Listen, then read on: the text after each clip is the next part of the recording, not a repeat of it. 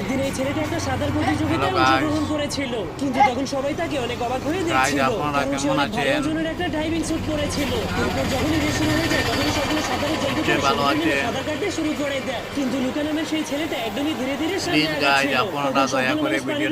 ফুল স্পিডে সাঁতার কাটছিল, কিন্তু লুকা পানির নিচ দিয়ে অনেক আরামে হেঁটে যাচ্ছিল। কিন্তু অবাক করা বিষয় হলো, যখনই রেস শেষ হয় তখনই লুকা নামের সেই ছেলেটা সবার ফার্স্ট হয়ে রেসে জিতে যায়। ঠিক তখনই সবাই জানতে পারে সেই ছেলেটা কোনো মানুষ না, সেই ছেলেটা হলো একটা সমুদ্রের রাক্ষস, যাদেরকে মানুষেরা অনেক ভয় পেত। এজন্য মানুষের হাতে শিকার হওয়া থেকে বাঁচার জন্য সমুদ্রের রাক্ষসগুলো অনেক বছর ধরে সমুদ্রের গভীরে লুকিয়ে লুকিয়ে বসবাস করত। এজন্য লুকা নামের এই ছেলেটা ছোট থেকে কখনোই সমুদ্রের বাইরে যায়নি, যার কারণে সমুদ্রের বাইরে থেকে আসা প্রতিটা জিনিসকে দেখে সে অনেক আকর্ষিত হতো, এমনকি অনেক ভয়ও পেত। এরপর একদিন লুকা পানির নিচে মানুষের একটা পুরনো গান বাজানোর যন্ত্র খুঁজে পেয়ে যখনই অনেক খুশি হয়ে যায়, তখনই হঠাৎ করে ডাইনিং স্যুট পরা একজন লোক বলম নিয়ে তাকে শিকার করার জন্য সেখানে চলে আসে। এজন্য তাকে দেখেই লুকা প্রচন্ড ভয় পেয়ে নিজের জীবন বাঁচানোর জন্য একটা গুহার মধ্যে লুকিয়ে যায়।